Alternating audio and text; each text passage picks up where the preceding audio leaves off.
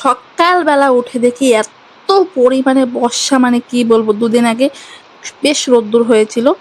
তো এখন এই বর্ষা, মানে কি বলবো, বর্ষায় বাড়িঘর একদম মানে পচে গেছে এরকম একটা অবস্থার। আশেপাশে যে কিরকম একটা গন্ধ বেরোচ্ছে।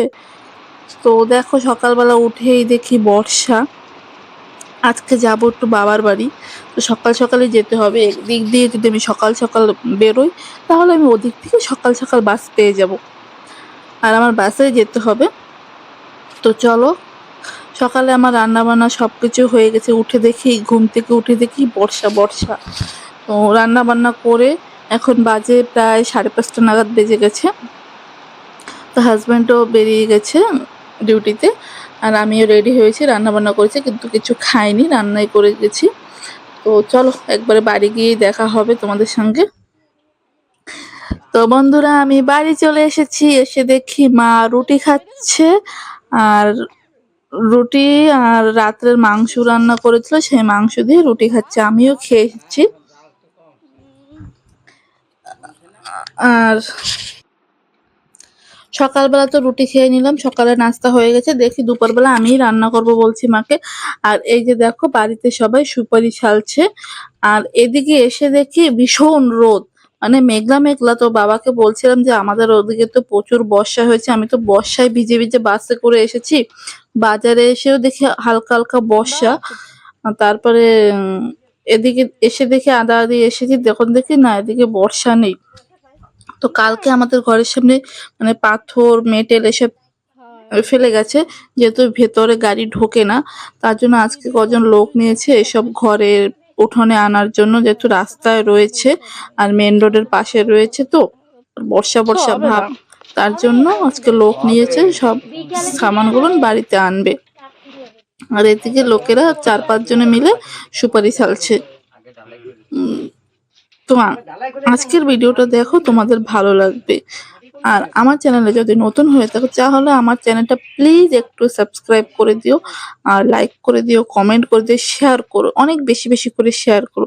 যেহেতু আমি নতুন ইউটিউবার, অনেকেই চেনে না জানে না। বন্ধুরা প্লিজ আমার চ্যানেলটি সাবস্ক্রাইব করো, আর আমার সঙ্গে তোমরা থেকো, পাশে থেকো। তো দেখো মাল মেটেল টানা হচ্ছে, আর ওদিকে আমি যাব রান্না করতে। আর এদিকে না প্রচুর গরম, যেহেতু আমাদের ওদিকে বর্ষা হচ্ছে আর এদিকে হালকা হালকা মেঘ, আবার রোদ উঠছে। তো গরমের পরিমাণটাও প্রচুর বেড়েছে। তো রান্না করতে যাব, আর রান্না করছি আমি ওদিকে, আবার ফাঁকে ফাঁকে এসে একটু ভিডিও করে নিচ্ছি। তোমাদের সঙ্গে তো শেয়ার করতে হবে সবটাই। তো রাস্তায় এসেছি, দেখি বাবা এখানে পাথর ভরছে আর লোকেরা সব টানছে।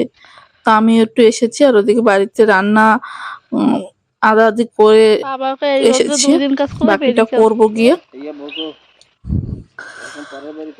তারপরে একটুক্ষণ পরে পরেই না বলছে এতটা গরম, না বলছে শরবত বানিয়ে দাও, এটা দাও ওটা দাও। তো ঘরে স্প্রাইট ছিল, তো ওটা দিয়েছি কেবল।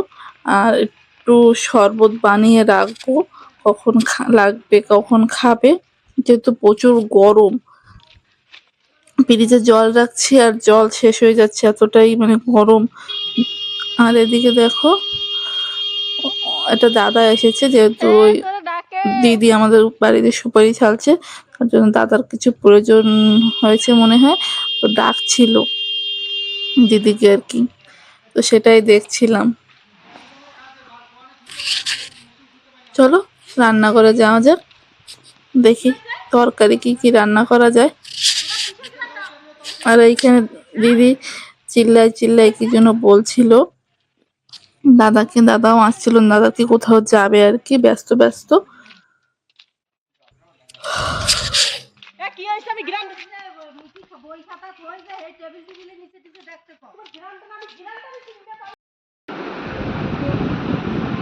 क्या खाता रोटी रोटी खाता अच्छा है।